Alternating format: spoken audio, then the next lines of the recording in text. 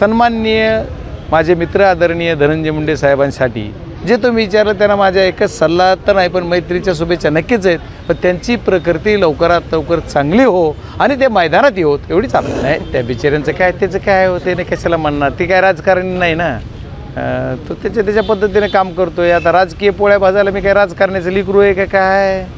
शेतकऱ्याचं लिकरू आहे मी. राजकारणी पोळ्या भाजायला काय मला काय ईडीला सासरण माहेर सारखं मला काय नाही. तुमच्या पक्षाचे जे प्रदेश उपाध्यक्ष मी तुमच्या प्रश्नाला सलोट करतो आणि आज मैत्री दिनाच्या सर्व देशातील माझ्या मित्रांना परदेशातील माझ्या मित्रांना शुभेच्छा देतो.